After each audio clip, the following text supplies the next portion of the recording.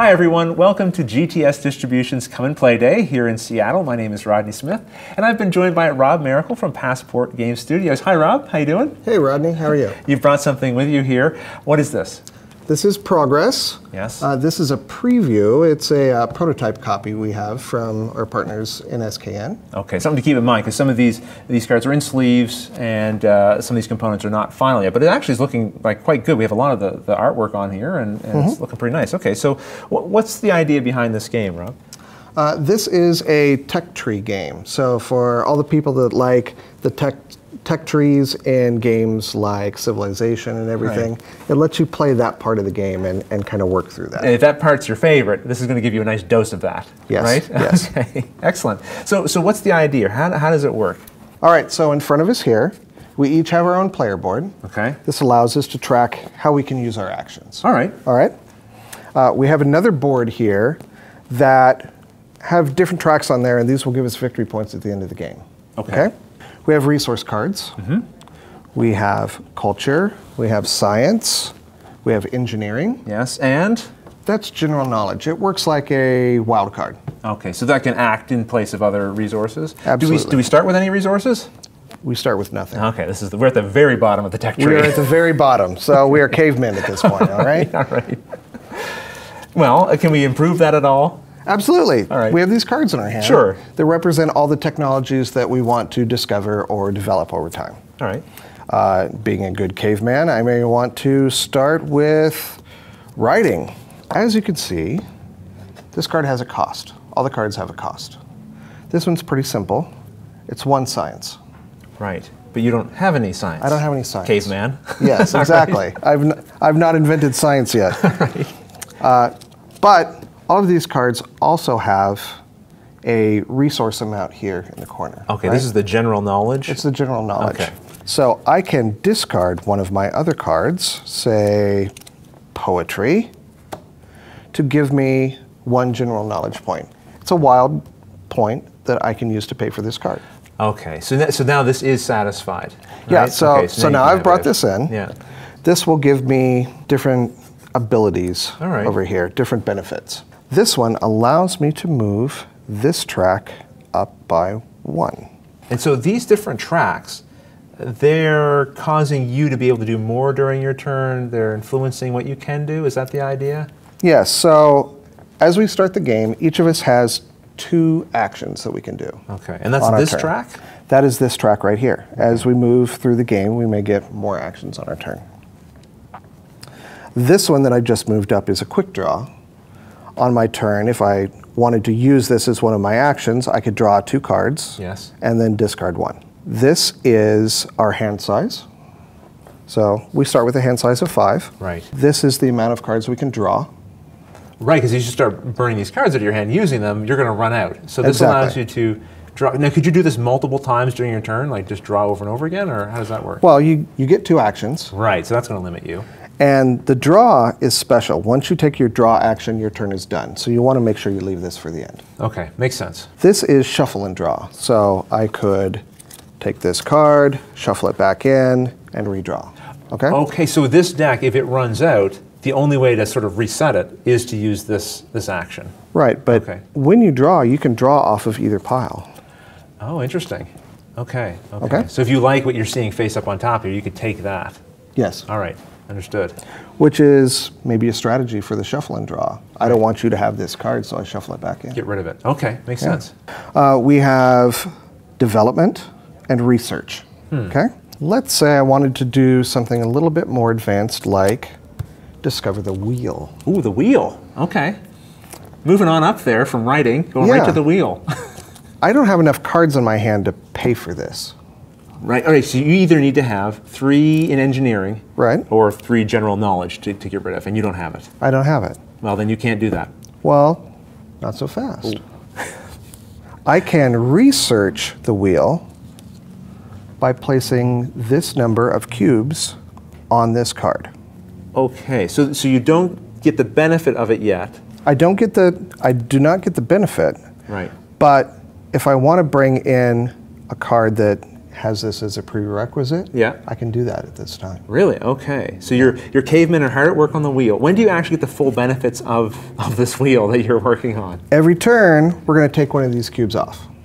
Oh, so this is just you're spending time instead of spending resources here. Exactly. We're researching it instead of discovering it. It's not. They started with the square. It's not the aha moment. Yeah, they got the square, and then they're like, okay, now let's try a triangle, and then eventually they come to the wheel. They get there. So when you take the last cube off, right, then this becomes yours, and you get these benefits. So this is going to move up my development, which will make it so I could have 2 cards in development at once if I want. Okay. And if you advance this one, then it's going to take less time. Like if you were all the way over here, now you're only putting 3 of these then black. I only have to put 3 on. Okay, this is interesting. I'm seeing how it's all starting to come together. Oh, and this one would also move your army track up, right? Hey, look at that. Like way up there. Okay. So now some of these ones you had flipped over, it looked like they had like some extra things you had to pay.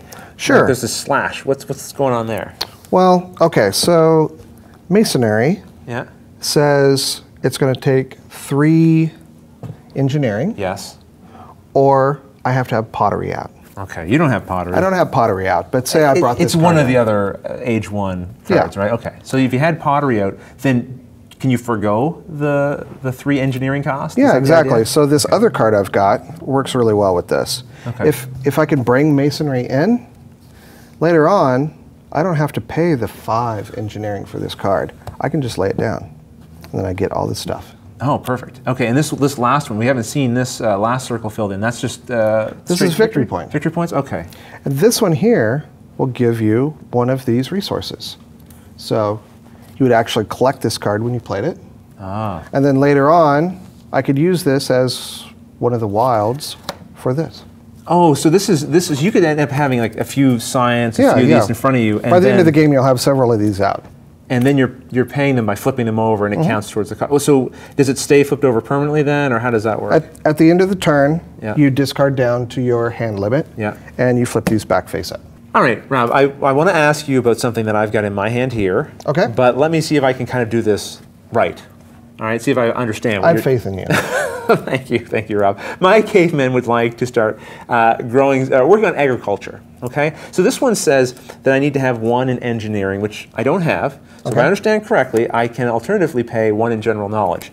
So if I want to throw out the alphabet, all right, we're going to give up learning to read. Throw out the alphabet. You want to write, we don't want to write, so we're throwing that out. All right. It's worth 1 general knowledge. You get to eat. I'm going to get to eat. Maybe we'll end up. This will be a peaceful coexistence. I'll feed your people. You can teach us to write, something like that. All right. Yeah, sure. Well, okay. let's say I wanted to put out bronze works. Now I'm going to have to cheat a little bit here for the sake of our viewers because I don't have. Well, I have agriculture, which is one of the things that's required, but I don't have masonry. For the sake of this example, can I steal your masonry from you? Sure. See, like I said, we're going to cooperate here, right? There's more than 1 in the deck. Okay. You could have drawn. So if I could have worked into that, right? That would allow me to bring out the bronze works, which is kind of neat. I like that. But here's what I'm really getting at. This is the card I want to bring out. Now, of course, if we were actually playing, each time I'm developing or bringing one of these items out, it's costing me an action. So I couldn't do this all within 1 round, right? Because I would have run out of actions by now. Not unless you had a lot of them. Oh, yes, that's right. So let's give myself, I like that. I like we can just add. There you go. There we go. Add a bonus. Ironworks. Okay, and this one says you need to have the bronze works or pay 5. Well, I got the bronze works. Sure. Right? There's a symbol here. I don't know what it is. I have a guess, but clarify it for me. It looks like the Roman numeral 2. Yes, so when one of these cards comes out, this ushers in the second age. All right. Okay, so then we get a whole new deck of cards to bring. So all kinds of more technologies to develop. All kinds of new stuff. Now, does this shut down the first age? Are we now like in the second age? Because my guys maybe aren't quite as advanced as yours are. Yeah, I mean, I still don't. You don't know the wheel yet. No, I don't know how to grow food, so we still need these cards. They're important. So we can now draw from either, and also, and because some of these are going to need these, so you may still have to go back and get the wheel, just to make it cheaper for you to make paper. Okay. Now, Rob, you're hiding more cards over there. Is there more ages to this game? Of course, yes. There is. Yes, so all good things come in later threes. Later on, we get the Roman numeral 3, and we bring in the third age. Even more technologies. What do we got here? Textile manufacturing, biology, evolution theory, Archaeology, steam engine, so things get quite advanced, Yeah. right? Our cavemen have a little work to do here, but I'm assuming these also become a little more expensive, obviously, right, to bring out. So you're going to have to sort of develop both what's on your player board and, of course, the resources you have will help, right? Yes, they're very expensive. That one the costs telegraph. 15. Telegraph for 15, yeah. Now, this one has a 4 on it. When that card comes out, the game ends. Right, because there's no fourth age, technically, right? So this means the game's over here. At this point, there's no fourth age. Right. Oh, that. Stay tuned. A little teaser there. Okay, Rob. And so then it's a matter of adding up your victory points. Like we talked about here, the most advanced will get the most points. Some of these, it looks like when you advance to certain levels, I see the little victory point symbol here, so you might get some victory points there as well. Exactly. So, yeah, at the end of the game, you count up your victory points here. Yeah. You count up your victory points here. You count up the victory points on your cards. Right. And you see who wins. So this is, I believe we said on Kickstarter, right? So yes.